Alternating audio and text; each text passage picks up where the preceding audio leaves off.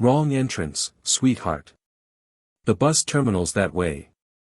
The word stung sharper than the cold air swirling through Hartsfield-Jackson Airport. Aaliyah Carter stood frozen, clutching her backpack strap, eyes drifting to the gold-lettered sign, First Class Lounge. She barely had time to respond before Scott Davis, the lounge manager, stepped forward, his expression oozing smug authority. This area's for first-class passengers. And no offense, but, you're clearly not. His eyes flicked over her hoodie, her skin. The message was clear. Aaliyah's voice stayed soft. Here's my boarding pass. Scott didn't even glance at it. Wait outside. A hush settled as travelers looked on. Aaliyah, 17, standing alone by the glass doors, the weight of every stair pressing down. But what they didn't know. Her last name was about to change everything. The seconds crawled by like hours. Aaliyah shifted her weight, the polished tile cold beneath her sneakers. Behind the glass, other passengers lounged on leather seats, sipping coffee, eyes flicking toward her with quiet judgment. Probably lost, one man whispered. Megan White, the assistant manager, joined Scott inside, laughing softly. What's with the charity case? Did TSA send her here by mistake? Aaliyah heard every word. Her fingers curled tighter around her boarding pass. But she stayed silent. Just like her father taught her. Behind her, automatic doors hissed open. Footsteps, measured, heavy with authority, echoed down the terminal. Megan's smile faltered. Scott's phone buzzed in his pocket. But before he could answer, a voice, calm but ice-cold, filled the air. Why is my daughter standing outside like a stray? The entire lounge froze. Heads turned. Scott's smirk evaporated as Marcus Carter stepped into view, towering, broad-shouldered, his tailored coat bearing the discreet airport executive pin. Sir.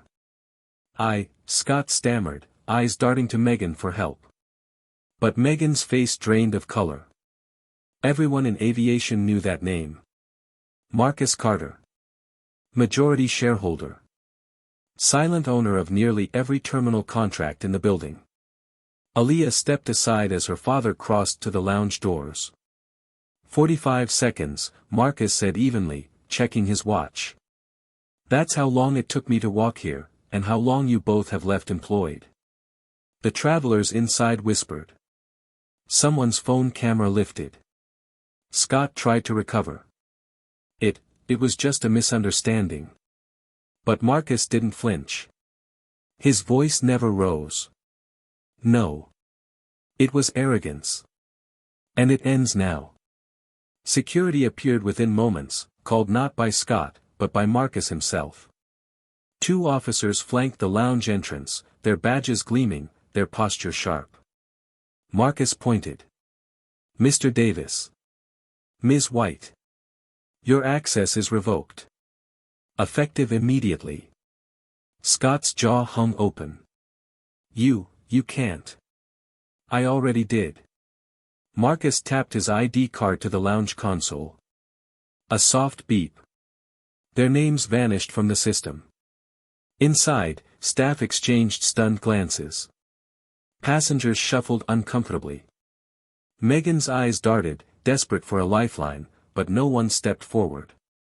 Aaliyah finally entered the lounge, not through the side door like some outsider, but straight through the main entrance, walking past the very people who dismissed her minutes earlier. Marcus turned to the crowd. Let this be clear, prejudice has no place in my airport. Not against travelers, not against my family. The officers escorted Scott and Megan away, their protests dissolving into the hum of the terminal. The lounge fell quiet, not the comfortable quiet of luxury, but the uneasy silence that follows exposed truth. Aaliyah settled into a seat by the window. The same travelers who'd stared earlier now avoided her gaze entirely. Some flushed with shame. Others whispered, piecing together who she was. Marcus approached, his voice low, just for her. You didn't raise your voice. You didn't back down. Proud of you, kid. Aaliyah's lips curved in the faintest smile.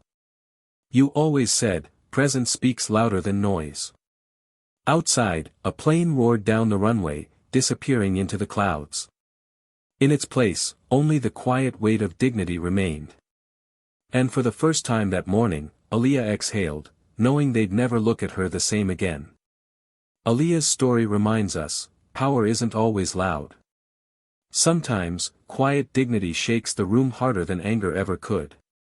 Have you ever been underestimated because of how you look or who you are? Tell us below. If you believe stories like this matter, hit subscribe, leave a comment, and let's keep exposing the quiet battles that deserve to be seen.